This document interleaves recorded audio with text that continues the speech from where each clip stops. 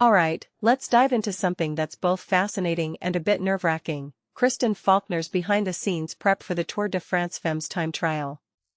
Now, I've always been intrigued by how athletes balance sheer physicality with mental grit, and Faulkner's story is a masterclass in that. Here's the thing: time trials aren't just about raw power, they're about precision, strategy, and, as Faulkner puts it, courage. Personally, I think what makes this really interesting is how she frames her approach. It's not just about the physical discomfort of pushing her limits, but the mental discomfort of stepping out of her comfort zone. That 90 km/h descent? Terrifying, sure, but it's also a metaphor for the risks athletes take to achieve greatness. What many people don't realize is that fear isn't the enemy here, it's the fuel. Faulkner's mantra, "You can't have bravery without fear," is something I'll be thinking about the next time I'm facing my own challenges. Now, let's talk about preparation. Faulkner's team, EF Educationally, operates with military precision, and I mean that in the best way.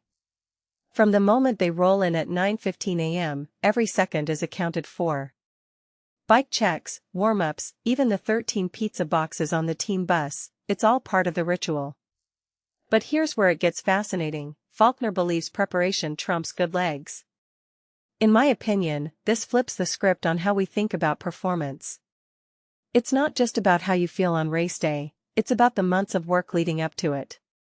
If you take a step back and think about it, this applies to so many areas of life. Whether it's a big presentation or a personal goal, the groundwork you lay is what really matters. One detail I find absolutely fascinating is the team's pacing protocol. Faulkner's schedule is down to the minute: 27-minute warm-up, 18 minutes to leave the bus, and so on. But what's even more intriguing is how they adapt.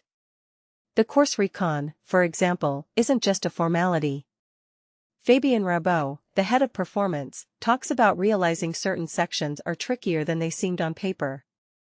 This raises a deeper question: how often do we assume we know something until we're actually in the thick of it?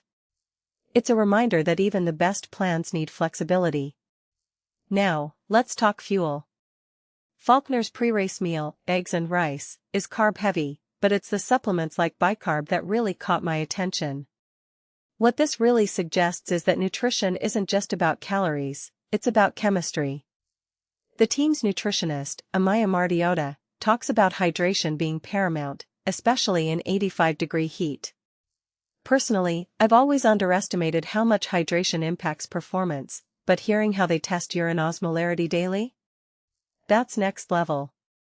It's a detail that highlights how every aspect of an athlete's life is optimized, even down to the electrolytes. Here's something that really got me thinking: the UCI's ban on ice socks. Faulkner calls it crazy, and I have to agree. In my opinion, this rule feels like it's missing the point. Ice socks are healthy, affordable, and accessible. Why ban something that helps athletes stay safe? Faulkner's argument that riders do far more unhealthy things to gain an edge is spot on. This raises a deeper question about where we draw the line in sports. Are we prioritizing fairness, safety, or something else entirely? Finally, Faulkner's mindset during the race is something I'll be reflecting on for a while. She talks about staying present, focusing on her breathing, and trusting her body. What makes this really interesting is how she balances being in control with pushing her limits. It's uncomfortable, but not overwhelming, a fine line that's incredibly hard to walk. And her post-race recovery?